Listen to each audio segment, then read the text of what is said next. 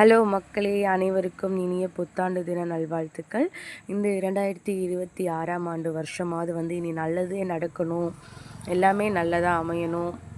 முடிஞ்சளவு யாருக்கும் எந்த குறைகளும் இல்லாமல், நோய் நொடி இல்லாமல் எல்லோரும் நல்லா இருக்கணும் அப்படிங்கிற வேண்டிட்டு, இந்த வருஷத்துலேருந்து என் லைஃப்பில் நிறையா சேஞ்சஸ் இருக்கணும்.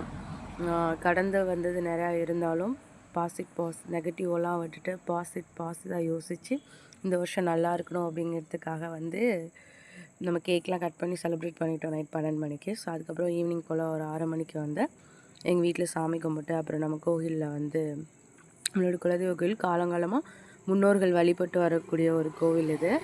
ஸோ இந்த கோவிலில் மார்கழி மாதம் ஆச்சு அப்படின்னா டெய்லி ஒருத்தவங்க மண்டகப்படி செய்வாங்க. அப்படி இன்றைக்கி மண்டகப்படி அப்பத்தாயிட்டில் செஞ்சாங்க. அங்கே நான் தான் அந்த கோலம்லாம் போட்டு ரொம்ப கஷ்டப்பட்டு அந்த கோலம் போட்டேன். அப்புறம் எல்லா ஒர்க்கையும் முடிச்சுட்டு அங்கிட்டு சமையல்லாம் ரெடி ஆணுச்சு. ஸோ எல்லாம் முடிச்சுட்டு ஃபைனலாக சாமி கும்பிட எல்லோரும் கும்பிட ஆரம்பிச்சிட்டோம். ஸோ எல்லோரும் சாமி கும்பிட்டுட்டு தீபாரதனைலாம் சாமிக்கு காமிச்சாங்க. ஸோ எல்லா ஊர்லேயுமே முன்னோர்களால் வழிபட்ட ஒரு கோவில் கண்டிப்பாக இருக்கும். அந்த கோவிலில் உள்ள கலாச்சாரத்தை இன்னுமே காலங்காலமாக கடைபிடிச்சிட்டு வர நிறைய கிராமங்கள் இருக்குது. அதில் எங்கள் கிராமமும் ஒன்று தான்.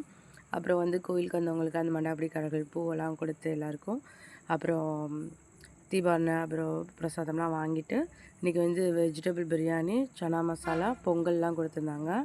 இதான லன்ச். ஸோ இன்றைக்கி நியூ இயரோட டே சூப்பராக போணுச்சு. அப்புறம் நானும் என் கசினும் சாப்பாடெல்லாம் சாப்பிட்டுட்டு தூங்க போயிட்டோம். Tata bye bye, see you.